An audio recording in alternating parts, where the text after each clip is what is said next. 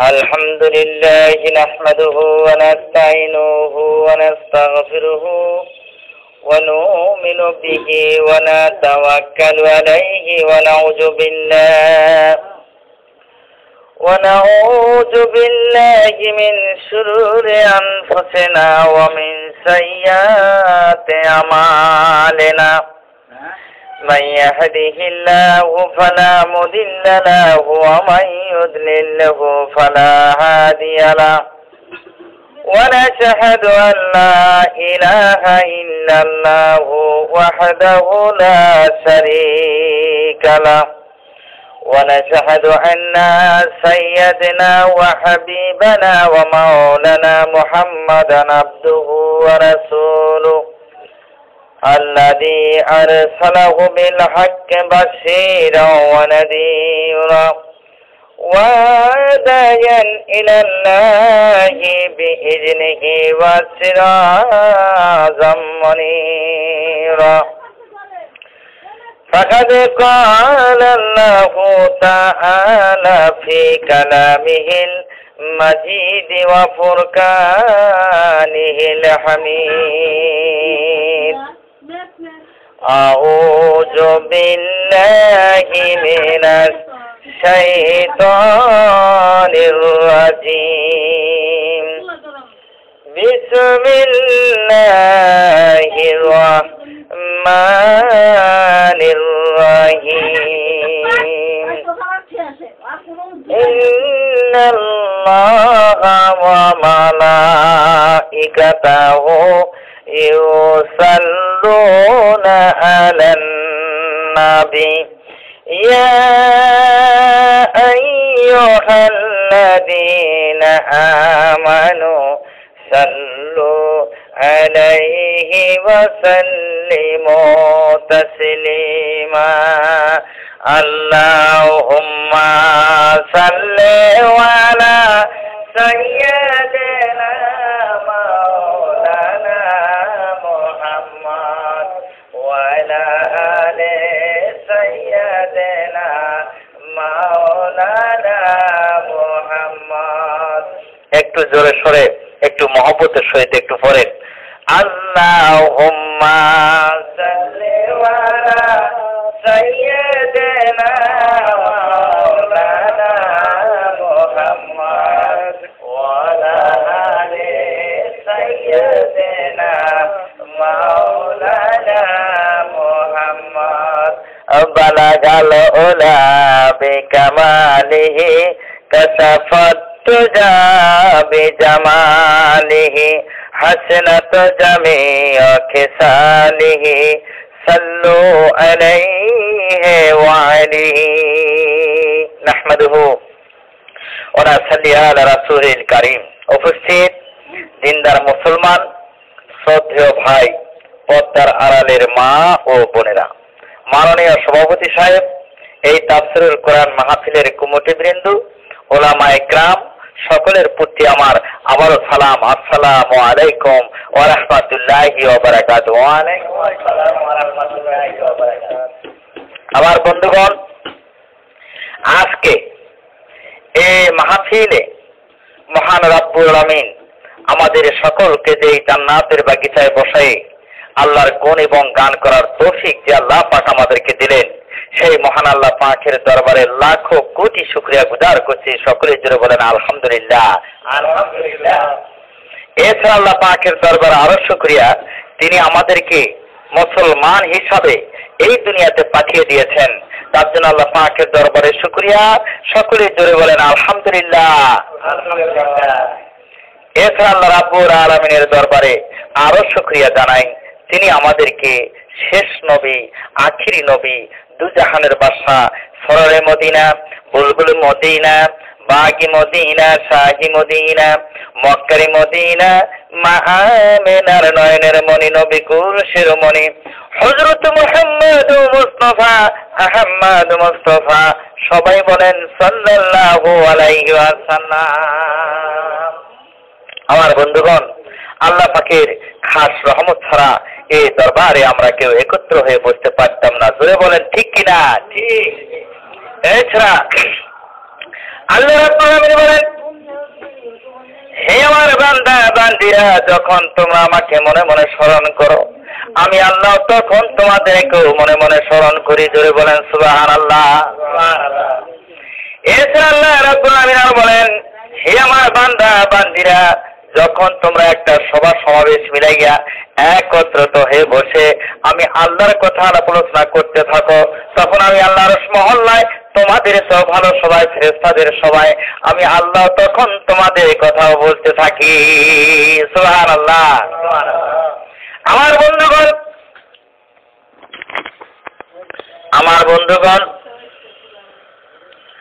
আল্লাহ পাকের খাস রহমত ছাড়া এই দরবারে আমরা কেউ একত্র হয়ে বসতে পারতাম না। জোরে বলেন ঠিক কিনা?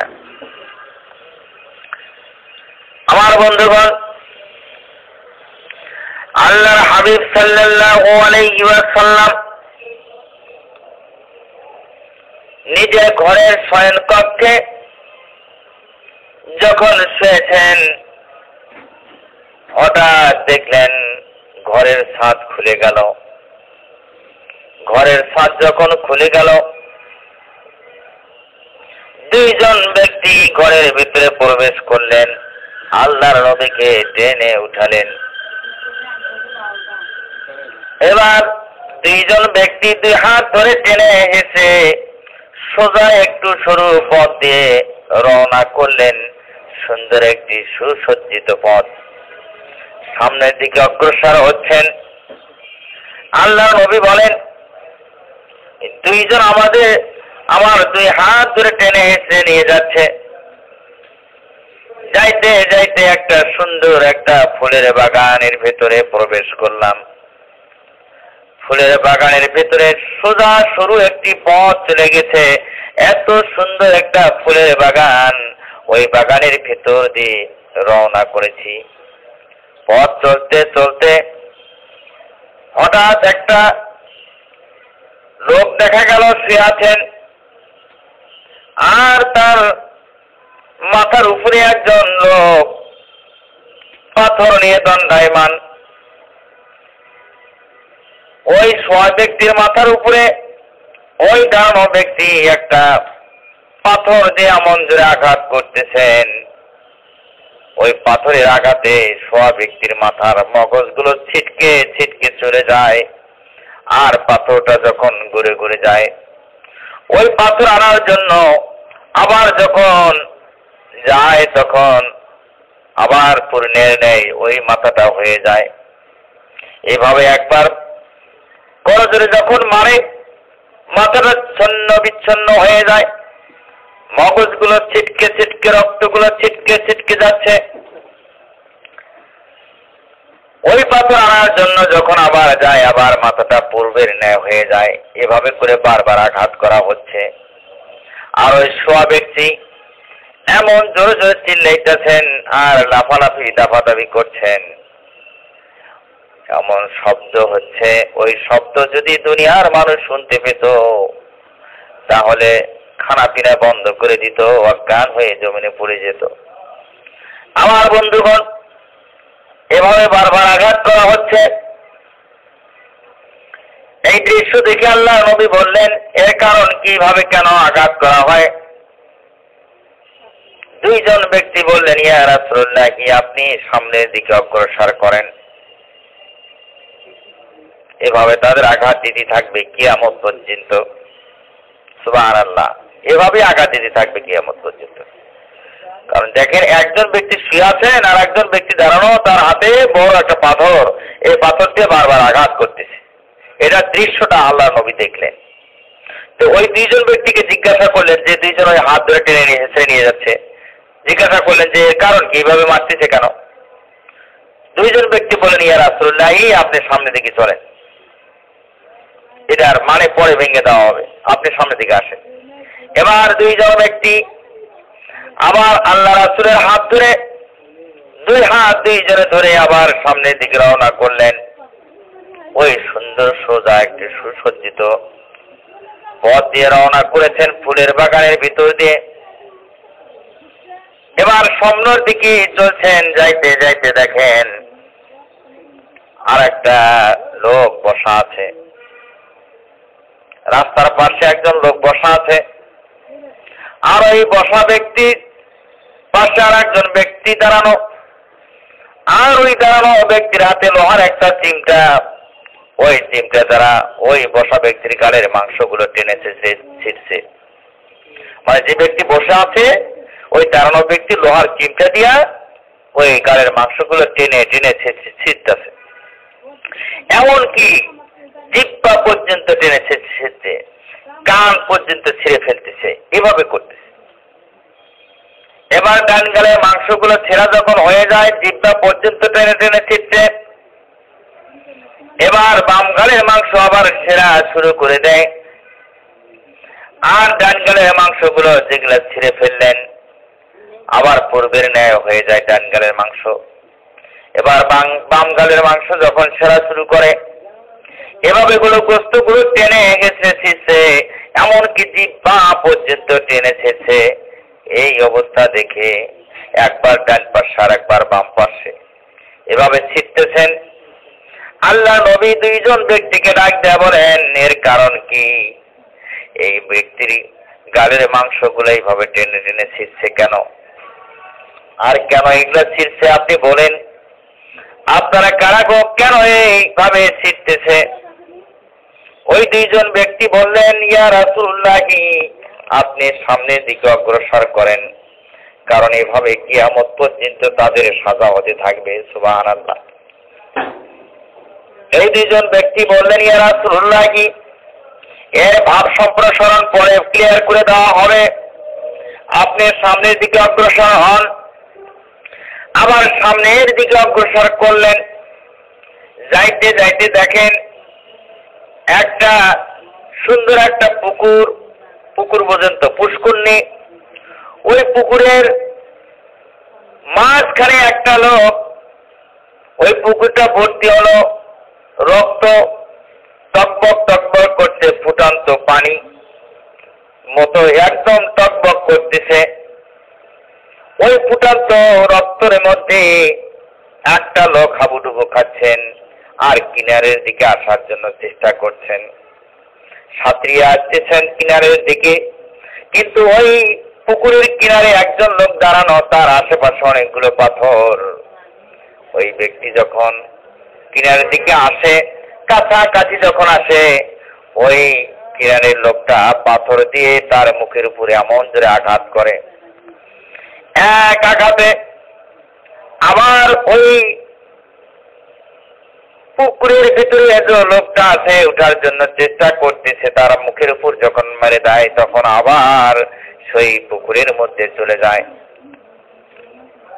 এভাবে পুষ্করের একবার বারবার আসার চেষ্টা করতেছেন, আর বারবার ওই কিনারের লোকটি মুখের উপরে পাথর মারে, এইভাবে মারতেছেন। এই দৃশ্য দেখে আল্লাহর নবী বললেন, আপনারা দুইজন কারা, কেন এভাবে মারতেছেন? কেন এইভাবে ওই লোকটা কিনারের দিকে আসার চেষ্টা করছে, তাকে কেন মারা হচ্ছে? আর সে কি অপরাধ তাকে এভাবে বারবার মুখের উপর পাথর মারা হয়? আবার সেই পুকুরের ভিতরে চলে যায়। ওই দুইজন ব্যক্তি বললেন, এর মাপ সম্প্রসারণ পরে করা হবে, ইয়া রাসূলুল্লাহ, আপনি সামনের দিকে অগ্রসর করেন। আবার সামনের দিকে রওনা করলেন, যাইতে যাইতে দেখেন একটা বৃক্ষ, মানে গাছ, ওই গাছের নিচে একজন বৃদ্ধ লোক অনেকগুলি ছোট ছোট শিশু সন্তানদেরকে খেলাধুলা দিচ্ছেন, আর ওই বৃদ্ধ লোকটা বসে আছেন, খেলাধুলা দিতেছেন, শিক্ষা দিতেছেন, দেখিয়ে দিচ্ছেন। আর এত সুন্দর রূপ, এত সুন্দর চেহারা, আর তার পাশে একজন লোক বসা, কুৎসিত চেহারা। সেই লোকটা আগুনের উপর তা দিচ্ছেন, আগুনের উপর ফু দিচ্ছেন, আগুন প্রস্ফুলিত করতেছেন। এই দৃশ্য দেখে আল্লাহর নবী বললেন, এই বৃদ্ধ লোকটাকে আর শিশু সন্তানগুলোকে এভাবে খেলা দিচ্ছেন কেন? আর ওই বিকট আকৃতির লোকটাকে আগুনকে ফুকাচ্ছেন কেন? দুইজন ব্যক্তি বললেন, ইয়া রাসূলুল্লাহ, আপনি সামনের দিকে অগ্রসর করেন, একটা গাছ, ওই গাছের উপরে উঠেন। হুজুর সাল্লাল্লাহু আলাইহি সাল্লাম ওই গাছের উপরের দিকে উঠতে লাগলেন। গাছের মাঝামাঝি যখন গেলেন, দেখেন সুন্দর একটা ঘর। আমরা যেরকম গ্রামের বাড়িতে ঘরে বসবাস করি, এইরকম একটা ঘর। সেই ঘরের ভিতরে অনেকগুলো লোক আল্লাহর জিকির আজকার করছেন, সব সময়ের জন্য জিকির করতেছেন আর আল্লাহর নাম নিচ্ছেন, লা ইলাহা ইল্লাল্লাহ, লা ইলাহা ইল্লাল্লাহ, লা ইলাহা ইল্লাল্লাহ, এভাবে জিকির করতেছেন। এই দৃশ্য দেখে আল্লাহর নবী দাঁড়িয়ে গেলেন আর জিজ্ঞাসা করলেন, এই ঘরের ভিতরে এত লোক আল্লাহর জিকির করছেন আর বারবার বলতেছেন, লা ইলাহা ইল্লাল্লাহু মুহাম্মাদুর রাসূলুল্লাহ।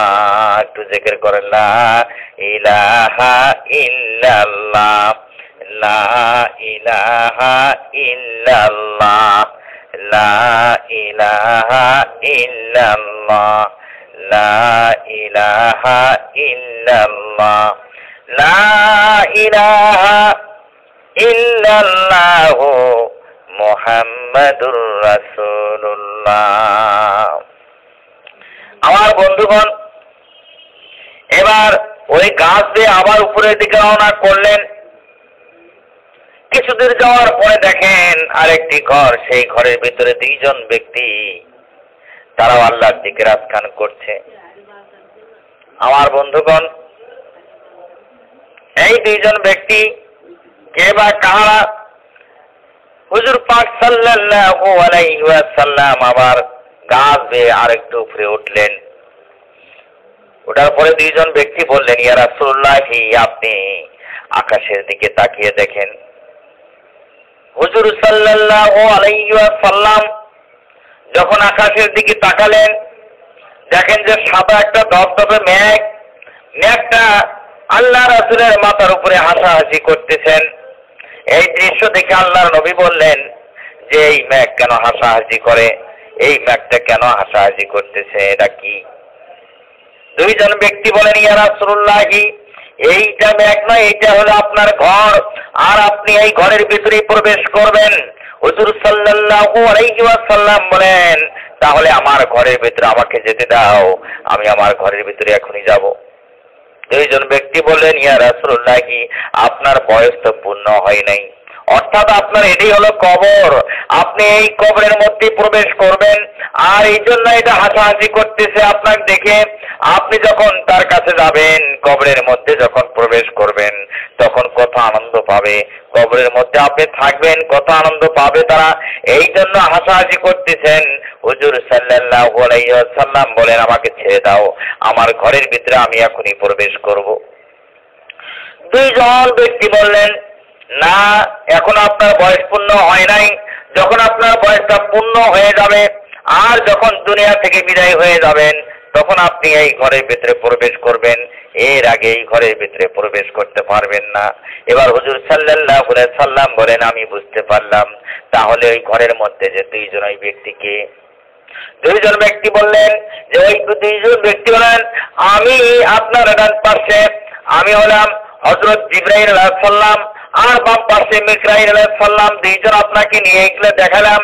এর ভেদ এখন বলে দিচ্ছি, ইয়া রাসূলুল্লাহ, ওই যে ঘরের ভিতরে অনেকগুলো লোক জিকির করছেন আর আল্লাহর নাম নিচ্ছেন সব সময়ের জন্য, আর নামাজ বন্দেগী মশগুল আছেন, এই লোকগুলোর সমস্ত জান্নাতে যাবে। এই জন্য এই ঘরের ভিতরে সবগুলো আল্লাহর জিকির আজকানে আছেন, কিয়ামত পর্যন্ত তারা এইভাবে জিকির আজকান করতে থাকবে। জোরে বলেন সুবহানাল্লাহ। আমার বন্ধুগণ, এবার দুইজন ব্যক্তি বললেন, ইয়া রাসূলুল্লাহ, দুইজন ব্যক্তি বললেন, ইয়া রাসূলুল্লাহ,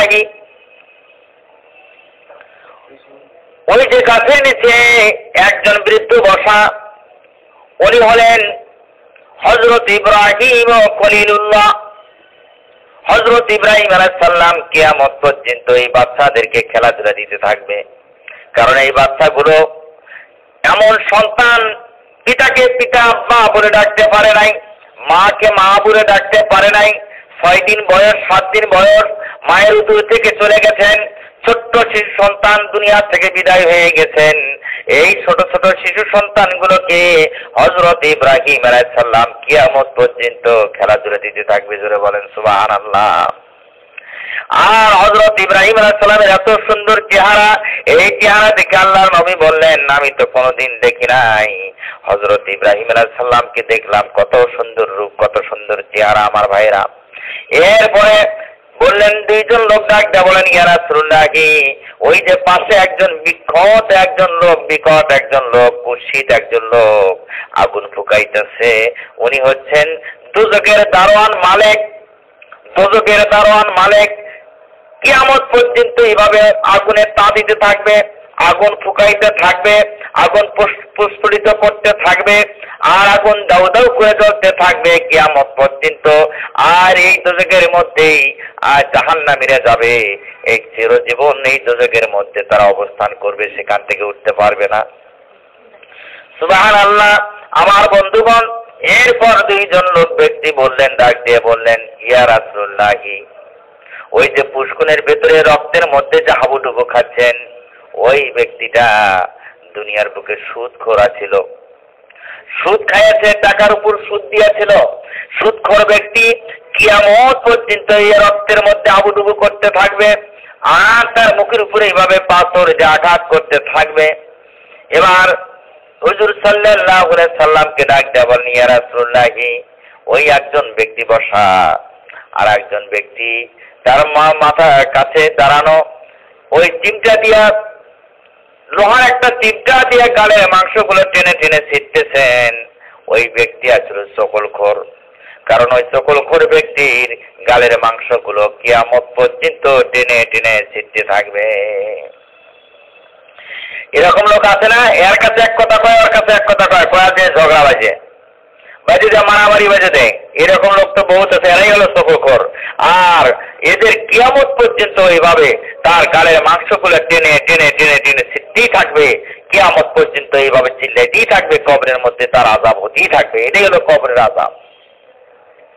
এই আযাবগুলো আল্লাহ রাসূলকে দেখাইতেছেন আল্লাহ পাক, স্বয়ং জিবরাইল আলাইহিস সালাম আর মিকাইল আলাইহিস সালাম 2 জন নিয়ে আল্লাহ রাসূলকে দেখালেন, ঘুমের কাতরে এগুলো দেখলেন। আমার বন্ধুগণ, এরপর 2 জন ব্যক্তি ডাকতে বলেন, ইয়া রাসূলুল্লাহ,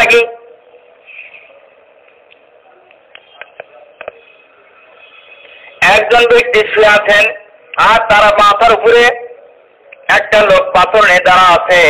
ওই দাঁড়ানো ব্যক্তি পাথর দিয়ে শোয়া ব্যক্তির মাথার উপরে করজোরে আঘাত করে, আর পাথর মারার সঙ্গে সঙ্গে মাথাটা ছিটকে এবং সমস্ত মগজগুলো বের হয়ে যায়, ছিটকে চলে যায়। এভাবে যে পাথর মারতেছে, এর কারণ হলো ওই ব্যক্তি বিচারক ছিল, দুনিয়ার বুকে বিচার করেছিল, বিচারের সে টাকা ঘুষ নিয়ে একজনকে টাকা জেতার কথা ছিল তাকে দিতে দেওয়া হয় নাই, আর যাকে ঠকার কথা ছিল তাকে দিতে দিয়েছেন। এভাবে ঘুষ খেয়েছে, টাকা নিয়েছে, এই জন্য বিচার সঠিকভাবে করে নাই। এই জন্য এই বিচারক এভাবে বিচার করেছে ইজলাসে বসে। এই বিচারক এভাবে বিচার করেছে, এই ম্যাজিস্ট্রেট এভাবে বিচার করেছে। এই লোক বিচারের কারণে আজকে সঠিক বিচার করে নাই, তার কিয়ামত পর্যন্ত মাথার উপরে এভাবে করজোরে পাথর দিয়ে আঘাত করতে থাকবে। আমার বন্ধুগণ, এই দুনিয়াতে যদি আপনারা বেঁচে থাকতে চান, তাহলে সঠিকভাবে চলতে থাকেন। জিন্দেগি ও জিন্দেগি ও জিন্দেগি, জিন্দেগি থাকিতে করো বন্দেগি, জিন্দেগি ও জিন্দেগি ও জিন্দেগি, জিন্দেগি থাকিতে করো বন্দেগি।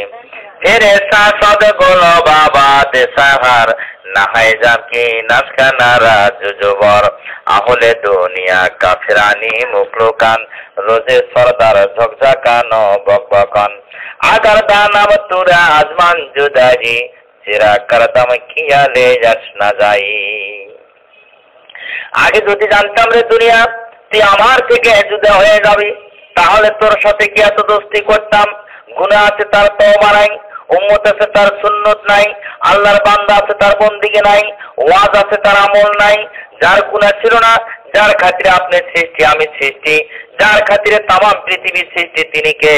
মদিনায় যিনি শুয়ে আছেন হযরত মুহাম্মদ সাল্লাল্লাহু আলাইহি ওয়াসাল্লাম। নাম শুনলে কি বলতে হয়? নাম শুনলে কি বলতে হয়? আইরে দুনিয়ার মানুষ তাও জানে না। নাম শুনলে বলতে হয় সাল্লাল্লাহু আলাইহি ওয়াসাল্লাম। মানার নাম হলো কামিয়াবি, মানার নাম হলো মুসলমানি। মুসলমান মুখে বললেও হবে না, মুসলমান খাতায় লিখলে হবে না, মুসলমান কলেমা বললে হবে না। কালেমা হিন্দু জানে, আপনি জানে, খ্রিস্টান জানে, বৌদ্ধ জানে, আমি জানি, আপনি জানেন। তাহলে প্রকৃত মুসলমানকে? প্রকৃত মুসলমান তিনি জীবনের শুরু থেকে মৃত্যু পর্যন্ত জিন্দেগিটা হযরত মুহাম্মদ সাল্লাল্লাহু আলাইহি সাল্লামের চাল চলন মতো আছে, সেই হলো প্রকৃত মুসলমান। আল্লাহুম্মা আমিন।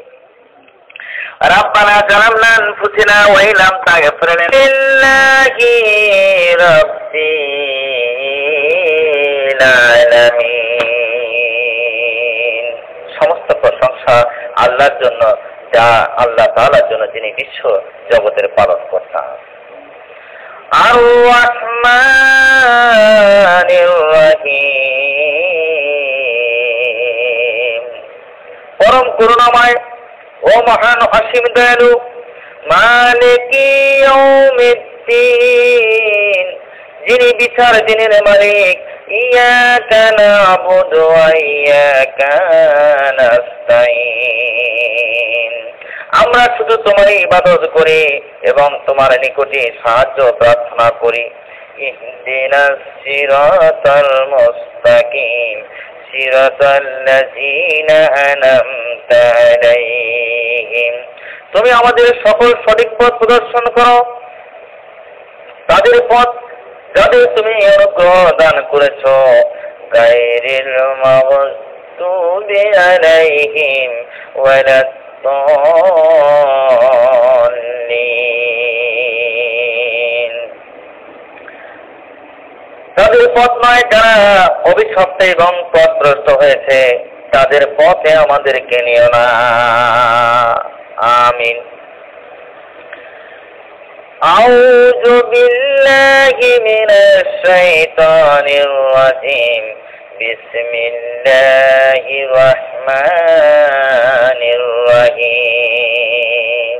সূরা বাকারা। আলিফ লাম মিম, আলিফ লাম মিম, যালিকাল কিতাবু লা রাইবা ফীহি হুদাল লিল মুত্তাকিন, এই সে কিতাব যাতে কোনো সন্দেহ নাই এবং সাবধানকারীদের জন্য পথ নির্দেশক রূপে, মুত্তাকিদের জন্য পথ প্রদর্শন রূপে পাঠানো হয়েছে। আল্লাযীনা ইউমিনুনা বিল গায়বি ওয়া ইউকিমুনাস সালাতা ওয়া মিম্মা রাযাকনাহুম ইউনফিকুন, সাবধানী ওরাই যারা অদৃশ্য বিশ্বাস স্থাপন করে, সালাত কায়েম করে, নামাজ কায়েম করে, যাদের দান করেছি তা থেকে ব্যয় করে, যাকাত প্রদান করে। ওয়াল্লাযীনা ইউমিনুনা বিমা উনজিলা ইলাইকা ওয়া মা উনজিলা মিন ক্বাবলিক ওয়া বিল আখিরাতি হুম ইউকিনুন, আর যারা তাদের বিশ্বাস করে যা তোমাদের প্রতি অবতীর্ণ করা হয়েছে এবং তোমার পূর্ববর্তীদের প্রতি যা অবতীর্ণ করা হয়েছে, আর পরকালের প্রতি যারা বিশ্বাস রাখে।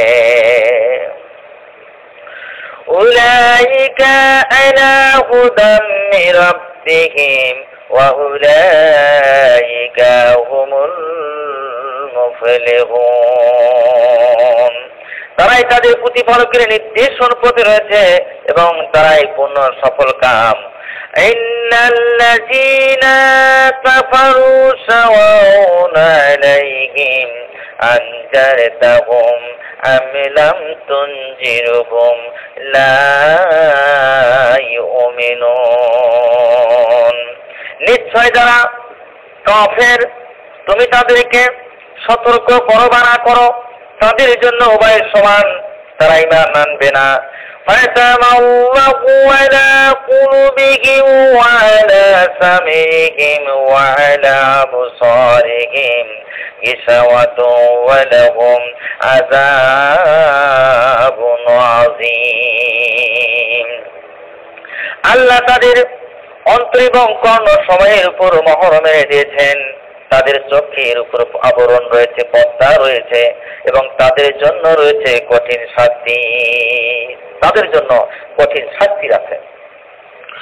وَمِنَ النَّاسِ مَن يَقُولُ آمَنَّا بِاللَّهِ وَبِالْيَوْمِ الْآخِرِ وَمَا هُمْ بِمُؤْمِنِينَ।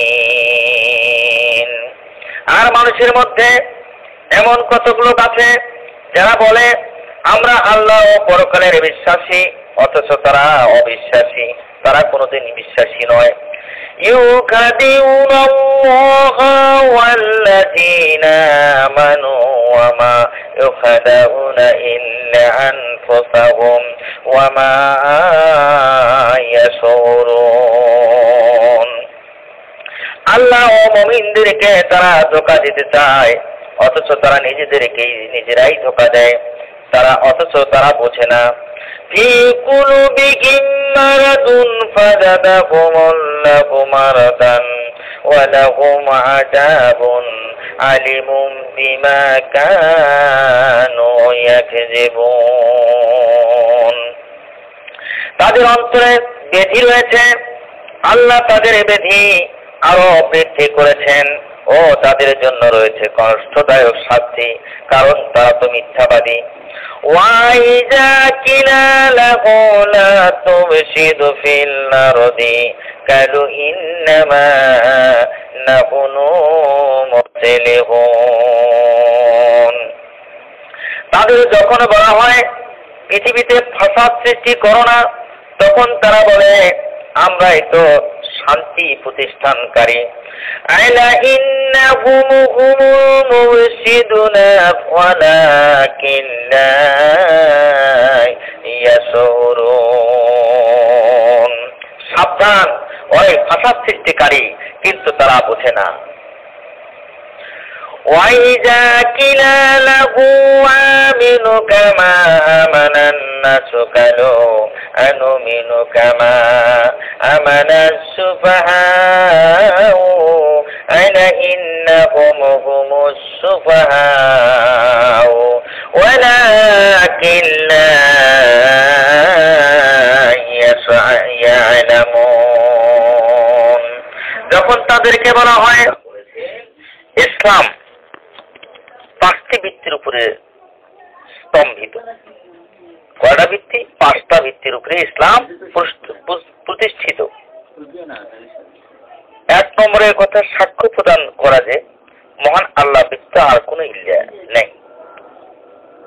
অবশ্যই হযরত মুহাম্মদ সাল্লাল্লাহু আলাইহি সাল্লাম তার বান্দা প্রেরিত রাসূল। লা ইলাহা ইল্লাল্লাহু মুহাম্মাদুর রাসূলুল্লাহ। আল্লাহ এক, আল্লাহ ছাড়া কোনো মাবুদ নেই, আর হযরত মুহাম্মদ সাল্লাল্লাহু আলাইহি ওয়াসাল্লাম আল্লাহর প্রেরিত রাসূল বা বান্দা। দুই নম্বরে সালাত বা নামাজ প্রতিষ্ঠা করা, তিন নম্বরে যাকাত প্রদান করা, চার নম্বরে হজ পালন করা, পাঁচ নম্বরে রমজান মাসে রোজা রাখা। ইমাম বুখারী ও মুসলিম শরীফে একই বর্ণনাকারীর কাছ থেকে হাদিসটি সংরক্ষণ করা হয়েছে। এই হাদিস নবী করিম সাল্লাল্লাহু আলাইহি সাল্লাম দৃষ্টান্ত স্বরূপ ইসলামকে পাঁচটা স্তম্ভের ভিত্তিতে স্থাপন করা হয়েছে। তিনি বলেন যে ইসলামের প্রসাদটি পাঁচটি স্তম্ভের উপর দণ্ডায়মান, কাজে কোনো মুসলমানই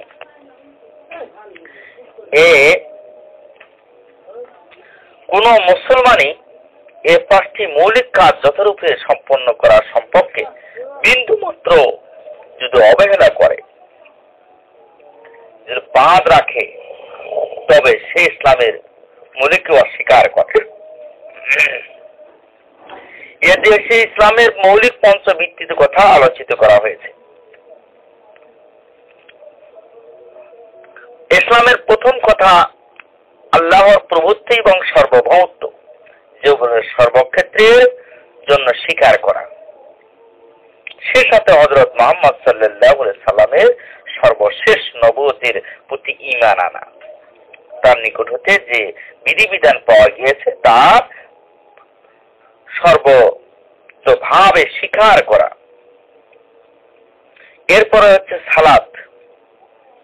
একজন মানুষ যখন আল্লাহর প্রভুত্ব, সার্বভৌমত্ব, হযরত মুহাম্মদ সাল্লাল্লাহু আলাইহি সাল্লামের নবুয়তকে স্বীকার করে নেয়, তখন সর্বপ্রথম দিন রাত 24 ঘন্টার মধ্যে তার উপর 5টি নির্দিষ্ট সময়ে 5 বার সালাত বা নামাজ প্রতিষ্ঠা করা কর্তব্য।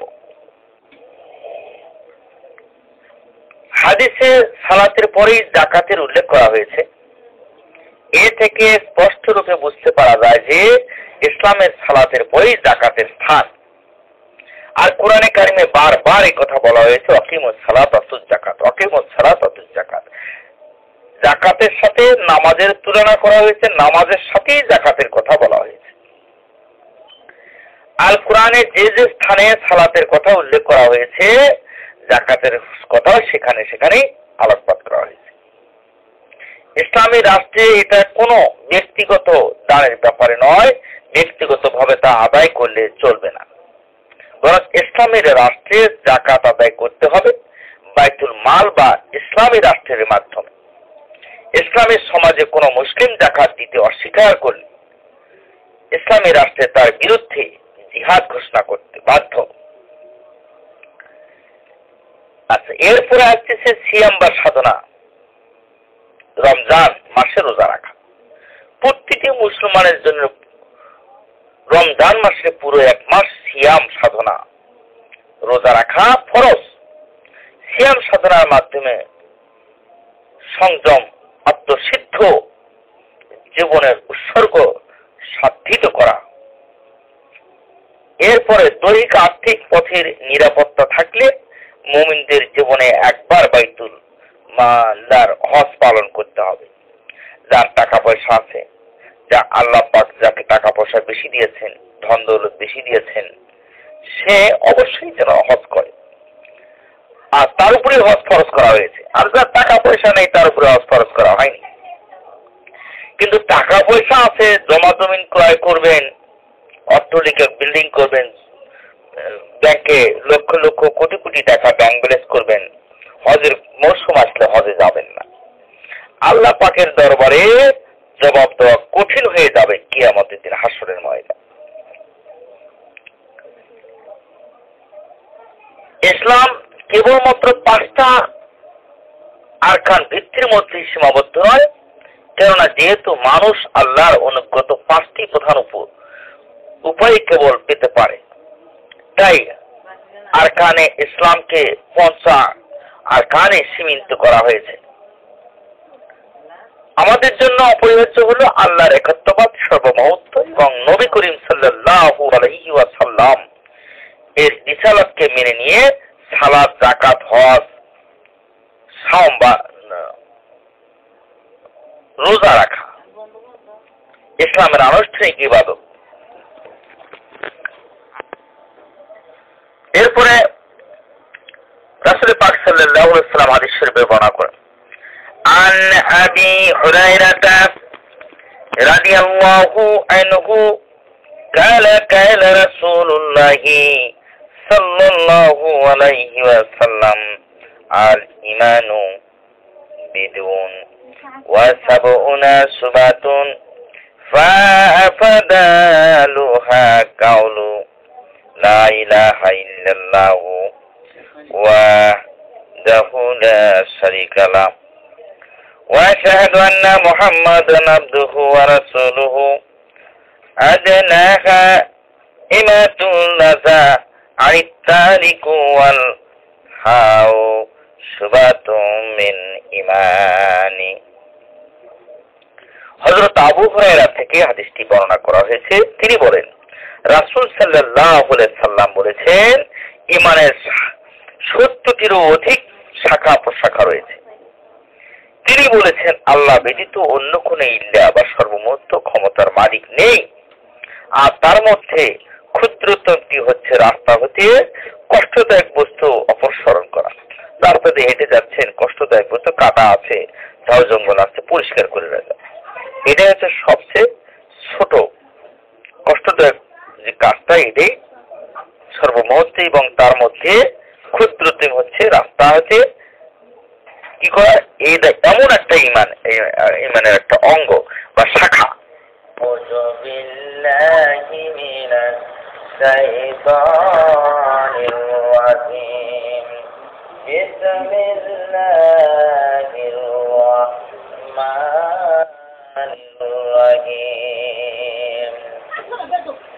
كيف تغفرون بالله وكنتم أمواتا فأحياكم ثم يميتكم ثم يحييكم ثم إليه ترجعون।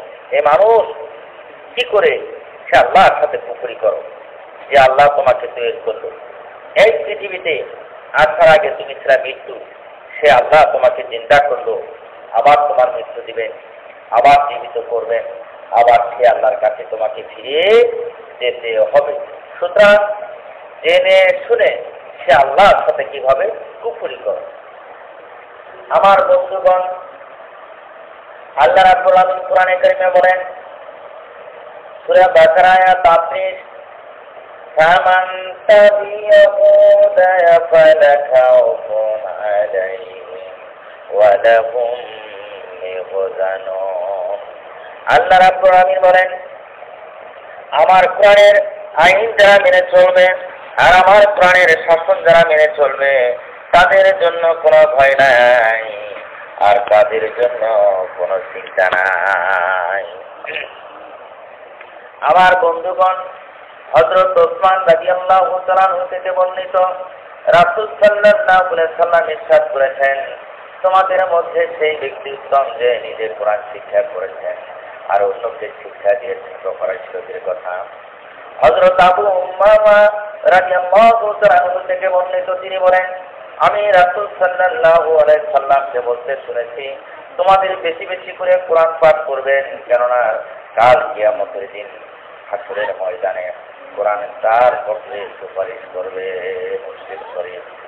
রাসূল সাল্লাল্লাহু আলাইহি ওয়াসাল্লাম বলেন, ফরজ ইবাদতের পরে সর্বপ্রথম ইবাদত হলো কোরআন তেলাওয়াত করা। কিয়ামতের দিন তেলাওয়াতকারীর সাফায়াতের জন্য কোরআন শরীফ সুপারিশ করবে আল্লাহ পাকের দরবারে। সুবহানাল্লাহ। যে ব্যক্তি কোরআন শরীফ তেলাওয়াত করবে, হেফাজত করবে এবং এর হালাল কিন্তু হালাল এবং হারামকে হারাম বুঝবে, আল্লাহ তাআলা তাকে বেহেশতের স্থান দেবেন। সুবহানাল্লাহ। যে ব্যক্তি কোরআন শরীফ পড়বে এবং মুখস্থ করবে, তেলাওয়াত করবে, আল্লাহ তাআলা তাকে কি করবে, হালাল এবং হারাম থেকে বেঁচে চলবে, আল্লাহ রাব্বুল আলামিন বেহেশতে তাকে স্থান দেবেন। সুবহানাল্লাহ। তেলাওয়াতকারীর পিতা মাতাকে কিয়ামতের দিন আল্লাহ সূর্যের ন্যায় অধিক উজ্জ্বল নূরের টুপি পরিধান করিয়ে দিবে। হাদিস শরীফে আছে, কোথাও ফজরের পর দেখে দেখে এক কোরআন তেলাওয়াতকারী আমল নামে সমগ্র দুনিয়ার পরিমাণ সব লিখে দিবেন। সুবহানাল্লাহ। আমার ভাইরা, এখনো সময় আছে, আপনারা কোরআনে কারিম তেলাওয়াত করে শেখেন, মাদ্রাসায় ভর্তি হয়ে যান, তালিবুল ইলম হয়ে যান, কোরআন শরীফ পড়া শেখেন। প্রিয় নবী সাল্লাল্লাহু আলাইহি ওয়াসাল্লাম বলেন, পাপ কাজে অন্তরে মরিচা ধরে, আর এই মরিচা দূর করার উপায় হলো মৃত্যুকে অধিক পরিমাণে স্মরণ করতে হবে আর কোরআনে কারিম তেলাওয়াত করতে হবে।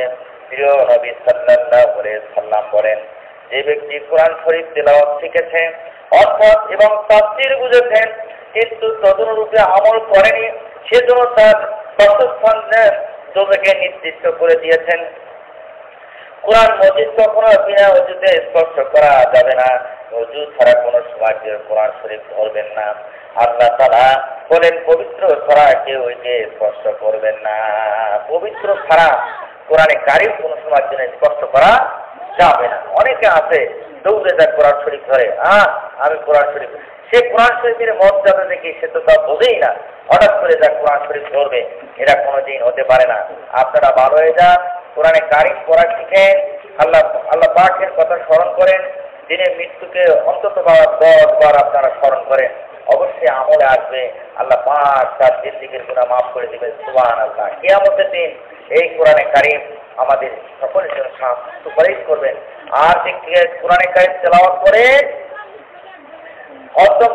কোরআনে কারিম তেলাওয়াত করতেছেন সব সময়ের জন্য, ফরজ নামাজের পরে প্রতি 5 বার ফরজ নামাজের পরে আপনারা যখন কোরআনে কারিম তেলাওয়াত করবেন, আল্লাহ পাক কিয়ামতের দিন হাসরের ময়দানে বেহেশত নসিব করে দিবেন। সুবহানাল্লাহ। জিন্দেগীর সমস্ত গুনাহ মাফ হয়ে যাবে, কবরের আযাব মাফ হয়ে যাবে। সুবহানাল্লাহ। আমার বন্ধুগণ, আল্লাহ রাব্বুল আলামিন কোরআনে কারিমে বলেন, সূরা ফাতিহা, আলহামদুলিল্লাহি রাব্বিল আলামিন আর রাহমানির রাহিম মালিকি ইয়াউমিদ্দিন ইয়াকা না'বুদু ওয়া ইয়াকা নাস্তাঈন اهدنا الصراط المستقيم صراط الذين أنعمت عليهم غير المغضوب عليهم ولا الضالين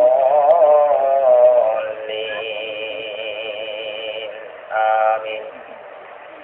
আল্লাহ রাব্বুল আলামিন বলেন, সমস্ত প্রশংসা আল্লাহ তাআলার জন্য, বিশ্ব জগতের পালনকর্তা যিনি পরম করুণাময় অসীম দয়ালু, যিনি বিচার দিনের মালিক। আমরা শুধু তোমার ইবাদত করি এবং তোমার নিকটে সাহায্য প্রার্থনা করি। কার কাছে সাহায্য প্রার্থনা? আল্লাহ পাক বলেন, আমার কাছে সাহায্য প্রার্থনা করো। আমরা শুধু তোমার ইবাদত করি এবং তোমারই নিকট সাহায্য প্রার্থনা করি। তুমি আমাদের সকল সঠিক পথ প্রদর্শন দেখাও। তাদের পথ যাদের তুমি অনুগ্রহ দান করেছ, আর তাদের পথ নয় যারা অভিশপ্ত এবং পথভ্রষ্ট, তাদের পথে আমাদেরকে পরিচালিত করো না। আমার বন্ধুগণ, আল্লাহ রাব্বুল আলামিন কোরআনে কারিমে বলেন, সূরা বাকারা, আলিফ লাম মিম যালিকাল কিতাবু লা রাইবা ফি হুদাল লিল মুত্তাকিন আল্লাযীনা ইউমিনুনা বিল গায়বি ওয়া ইউকিমুনাস সালাতা ওয়া মিম্মা রাযাকনাহুম ينفقون والذين يؤمنون بما أنزل إليك وما أنزل من قبلك وبالآخرة هم يوقنون আল্লাহ রাব্বুল আলামিন বলেন, আলিফ লাম মিম, এই কিতাব যাতে কোনো সন্দেহ নাই, এর সাবধানকারীদের জন্য পথ নির্দেশক। সাবধানী ওরাই যারা অদৃশ্য বস্তুর উপর বিশ্বাস স্থাপন করে, সালাত কায়েম করে। সালাত মানে কি? সালাত মানে নামাজ যারা কায়েম করে এবং যাদের যা দান করেছি তা থেকে ব্যয় করে, যাকাত প্রদান করে, আর যারা তাতে বিশ্বাস করে যা তোমার প্রতি অবিচ্ছিন্ন হয়েছে এবং তোমার পূর্বপুরুষদের প্রতি যা অবিচ্ছিন্ন হয়েছে, আর পরকালের প্রতি যারা দৃঢ় বিশ্বাস রাখে। আমার বন্ধুগণ, বাকারা শব্দের অর্থ হলো গাভী। এর সূরার গাভীর একটি ঘটনা উদ্ধৃত হয়েছে বিধায় এর নামকরণ করা হয়েছে বাকারা। এগুলো বিভিন্ন হরফ, আলিফ লাম মিম, বিচ্ছিন্ন হরফের সাধারণ লোকদের অবগত করানো হয়নি। বস্তুত এগুলো আল্লাহ তাআলার রহস্যজনিত বিষয় এবং তার পক্ষ থেকে অবিচ্ছিন্ন বিশ্বাস থেকে এগুলো তেলাওয়াত করতে হবে। কিন্তু এগুলো রহস্য উদ্ঘাটন এবং তথ্য সংগ্রহ আমাদের ব্যস্ত হওয়া সমীচীন হবে না। উচ্চ বিষয় আল্লাহ রাব্বুল আলামিন বলেন, সূরা বাকারা আয়াত 5, উলাইকা আলা হুদাম মির রাব্বিহিম ওয়া উলাইকা হুমুল মুফলিহুন ইল্লাল্লাযীনা কাফারু সাওয়াউন আলাইহিম أأنذرتهم أم لم تنذرهم لا يؤمنون আল্লাহ রাব্বুল আলামিন বলেন তারাই তাদের প্রতিপালককে নির্দেশিত পথে রয়েছে এবং তারাই পূর্ণ সফল কাম। নিশ্চয় যারা কাফের দুনিয়াতে তো কাফেরের অভাব নাই, বাংলাদেশে অনেক কাফের আছে। তুমি তাদের সতর্ক করো বা না করো, তাদের জন্য উভয় সমান, তারা ইমান আনবে না। অনেকে আছে সতর্কের কথা বললে, ইসলামের কথা বললে, নামাজের কথা বললে তারা ফেন্সি দিয়ে চলে যায়। অনেক আছে এরকম। হ্যাঁ, আপনি নামাজ পড়ে নামাজ পড়া লাগবে না। আরে বেটা, নামাজ পড়াতে লাগবে না। কোরআনে কারীম আল্লাহ রাব্বুল আলামিন একবার না দুইবার দুইবার না 82 বার বলতেছেন অসীমত সালাত যাকাত। আর নামাজে যাবেন না, আপনি পাক পবিত্র হতে পারবেন না। যখন আপনি নামাজে যাবেন, আপনি অবশ্যই পাক পবিত্র না হয়ে ওযু না করে কোনো সময়ের জন্য নামাজে আপনি দাঁড়াবেন না। আপনি নামাজেই যাবেন না, আপনি পবিত্র তো হলেন না, আপনি অপবিত্র থেকে গেলেন। যিনি একবারও আপনি নামাজ ওযু করলেন না, ওযু না করলে তো আপনি অপবিত্রই থেকে গেলেন। অনেকে আছে ব্যবহার দেয়, কয় যে নামাজ পড়া লাগবে না। আরে বেটা, মুসলমানের খাতায় নাম দিচ্ছ, নামাজ পড়বেন না। এখানে আল্লাহ রাব্বুল আলামিন কোরআনে কারিমে একবার নয় দুইবার নয় 82 বার বলেন অসীমত সালাত যাকাত। নামাজ আদায় করো এবং যাকাত প্রদান করো। কি করেন? মৌলানা মুহাদ্দিস সাহেব হিসেবে বলতে থাকবেন, আপনারা শুনতে থাকবেন, এই কাজটা শুনবেন আর ওই কাজে বের হয়ে যাবে, কোনো কাজে আসবে না। আল্লাহ রাব্বুল আলামিন বলেন সূরা বাকারা আয়াত 7, ختم الله على قلوبهم وعلى سمعهم وعلى أبصارهم غشاوة ولهم عذاب عظيم আল্লাহ রাব্বুল আলামিন বলেন আল্লাহ তাদের অন্তর এবং কর্ণ সময়ের উপর মোহর মেরে দিয়েছেন। আল্লাহ রাব্বুল আলামিন বলেন আমি তাদের কর্ণ সময়ের উপর মোহর মেরে দিয়েছি আর তাদের চোখের উপর পর্দা আবরণ রেখে দিয়েছি এবং তাদের জন্য রয়েছে কঠিন শাস্তি। وَمِنَ النَّاسِ مَن يَقُولُ آمَنَّا لَنَكُونَنَّ مِنَ الْخَاسِرِينَ رَبَّنَا تُزِغْ قُلُوبَنَا بَعْدَ إِذْ هَدَيْتَنَا وَهَبْ لَنَا مِن لَّدُنكَ رَحْمَةً إِنَّكَ أَنتَ الْوَهَّابُ رَبَّنَا آتِنَا فِي الدُّنْيَا حَسَنَةً وَفِي الْآخِرَةِ حَسَنَةً وَقِنَا عَذَابَ النَّارِ রব্বুল আলামিন, এইবার আমরা তোমার বান্দা বান্দি মনিবের কাছে রব্বুল আলামিনের কাছে হাত তুলছি গো আল্লাহ। বান্দা বান্দিদের তো মনিব ছাড়া কোনো উপায় নাই। জীবনের সমস্ত অপরাধের কথা মনে করে তোমার কাছে ক্ষমা চাই। রব্বুল আলামিন, তুমি তোমার কুদরতের জোর দিয়ে তাকায় দেখো,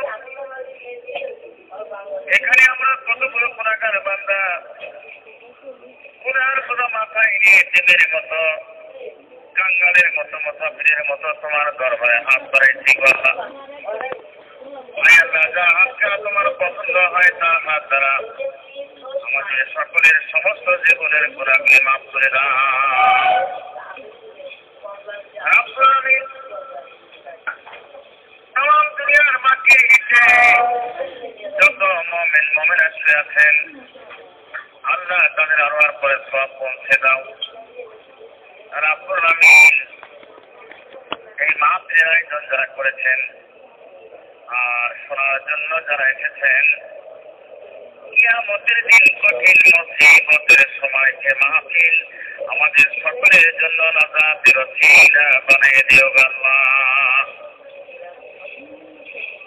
আয় আল্লাহ, এতক্ষণ যা জিকির আজকার করলাম খুশি যে সব যখন আমাদেরকে দেবেন, সব যখন সোনার মদিনায় নবী পাক রওজা মুবারকে পৌঁছে দাও।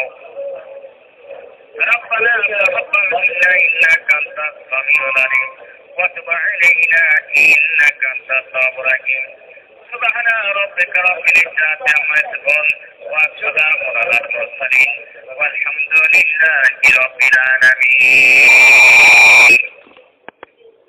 মাটির ঘর মাটির হবে বিছানা একা যাইবা একা সঙ্গে কেউ তোর যাবে না মাটির বাড়ি মাটির ঘর মাটির হবে বিছানা একা যাইবা একা সঙ্গে কেউ তোর যাবে না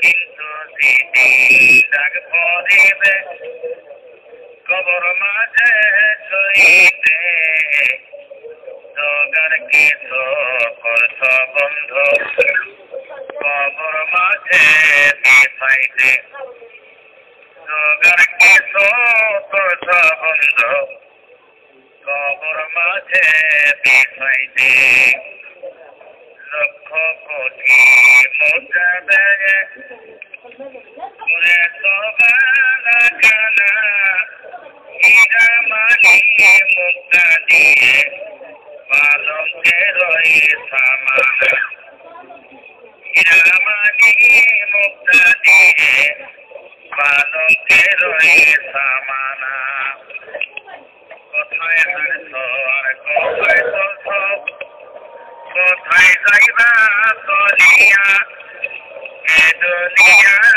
মায়ার পরে রজনা কেউ বলিয়া এ দুনিয়ার মায়ার পরে রজনা কেউ বলিয়া বাবা গেছে দাদা গেছে কেউ তো ফিরে আসবে না চলিয়া যাবে কোলের শিশু বাজার তো থাকবে না চলিয়া যাবে কোলের শিশু বাজার তো থাকবে না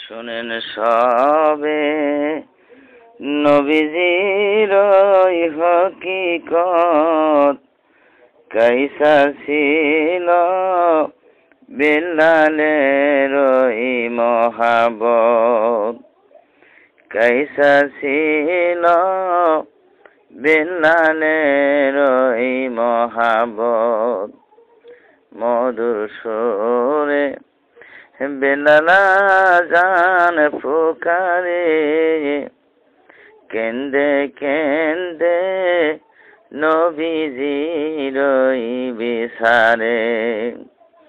কেন্দে কেন্দে নবীজির ওই বিচারে। কেন্দনা কেন্দনা বিল্লাল আমারে। আমার দেখা পাইবা তুমি হাসরে। আমার দেখা পাইবা তুমি হাসরে। হযরত বেলাল হইলেন তখন দেওয়ানা। শোকতে চলিয়া গেলেন মদিনা।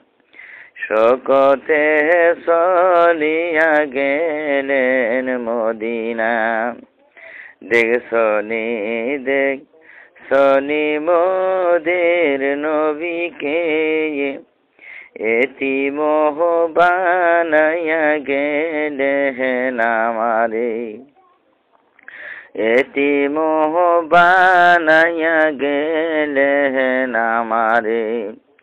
এই না পথে মুর্শিদিতে যাইতে উম্মতি উম্মতি বলে কাঁদিতেন। এই না পথে মুর্শিদিতে যাইতে উম্মতি উম্মতি বলে কাঁদিতেন। কারবা বাড়ি কারবা ঘর কারবা কি যখন চলিয়া যাবে রে তোর প্রাণ পাখি। বড় বাড়ি বড় ঘর রাখিয়া 3.5 জায়গায় রইবেন পড়িয়া। 3.5 জায়গায় রইবেন পড়িয়া।